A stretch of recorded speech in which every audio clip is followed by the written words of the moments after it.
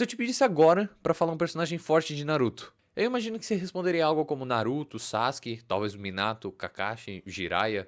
Mas e se a gente fosse um pouquinho mais pra baixo? Pegasse um personagem um pouquinho mais underground? Talvez você falaria Tobirama, Orochimaru, Kabuto, Nagato. E se a gente fosse o mais underground possível? Quais são os personagens mais fortes de Naruto que quase ninguém lembra? Nesse vídeo eu vou falar de alguns personagens de Naruto que são extremamente fortes ou que têm habilidades extremamente roubadas, só que ninguém comenta sobre eles. Só um porém, eu não vou falar de personagens fortes, só que não tem comprovação no anime das habilidades deles.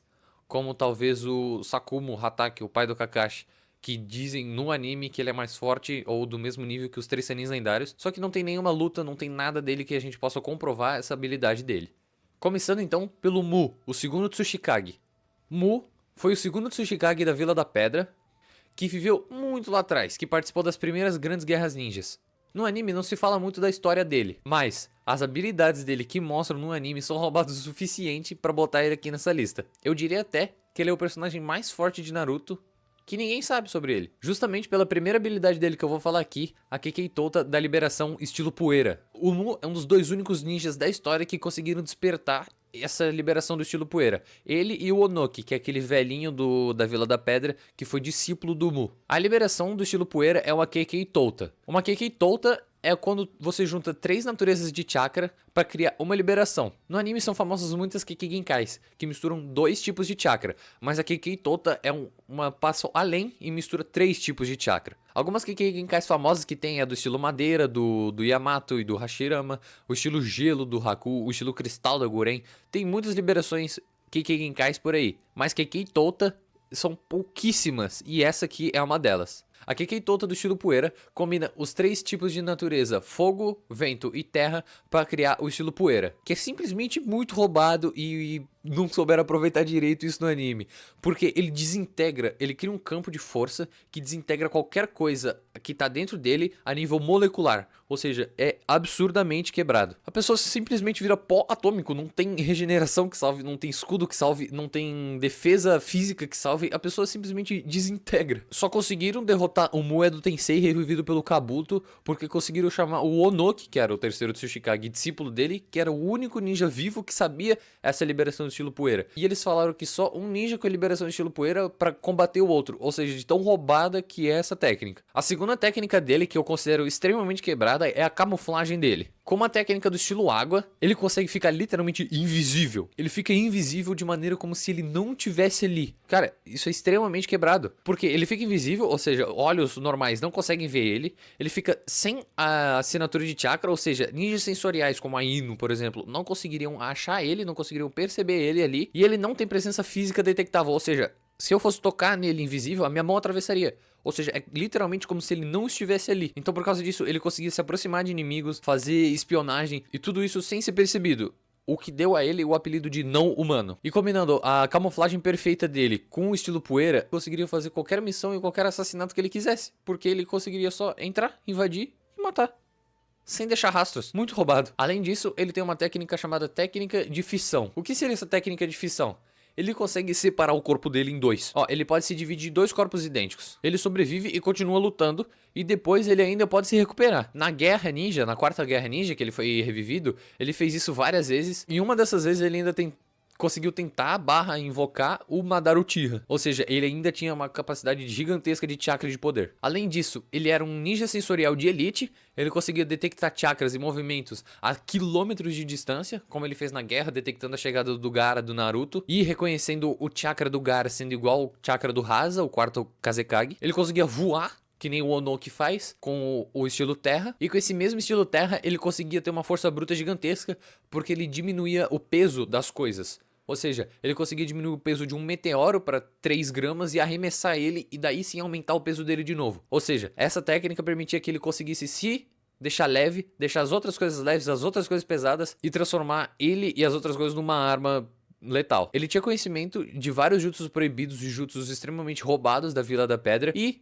tinha 5 liberações de chakra, o que tornava ele um ninja extremamente completo e roubado, e que ninguém fala dele. Durante o comando dele da Vila da Pedra, A Vila da Pedra tinha 2 bijus, o 4 e as 5 caudas. Ele lutou com o Madara Uchiha na época passada, ele e o Onoki. Ou seja, o Madara reconheceu que eles dois eram sim muito fortes. E na quarta Guerra Ninja ele lutou contra o Onoki, o Naruto e o Gaara ao mesmo tempo e custou pra conseguir ser selado. Ou seja, esse cara é forte mesmo. Em resumo, ele tem o melhor ataque da história de Naruto, ele tem a melhor stealth da história de Naruto. Ou seja, ele consegue ser um ninja extremamente completo. E o Kishimoto decidiu só usar ele como suporte pro Madara. Por quê? Eu não sei. Mas ele usou. E o segundo ninja desse vídeo é Torune Aburami. Nesse daí você tá se perguntando, Torune Aburami? Tem outros Aburami por aí? Sim, esse aqui é o braço direito do Danzo, ou seja, ele é um dos 2 ninjas mais fortes da Anbu Raiz e faz a escolta do Danzo pra lá e pra cá. Diferente do Mu, que era um ninja completo com ataque, defesa, regeneração, ou do Naruto, que tem a grande quantidade de chakra, resistência,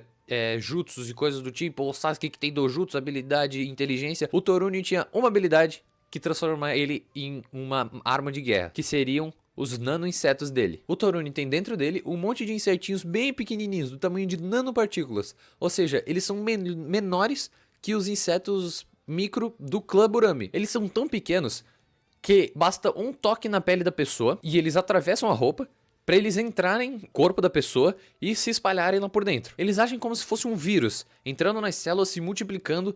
E eles são venenosos, ou seja, eles vão implodir teu corpo de dentro para fora, destruindo ele. O único jeito de combater eles é com técnicas especiais do próprio clã Burami, como o Shino fez, ou com antídotos. Só que ninguém tem antídoto para isso, e ninguém é do clã Burami. Ou seja, essa técnica letal dele vai te matar se ele te tocar.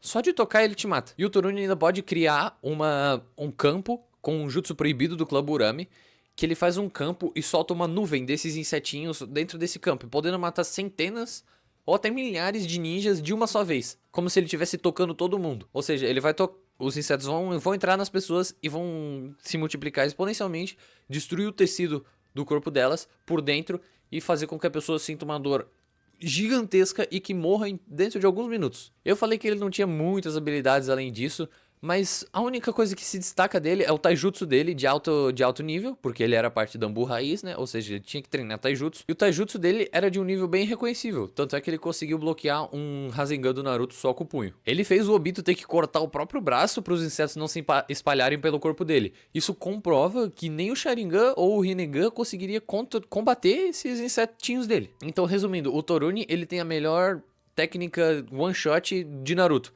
É só ele te tocar que você morre. Só que ele não tem outras tantas habilidades reconhecíveis que o transformariam num personagem de elite.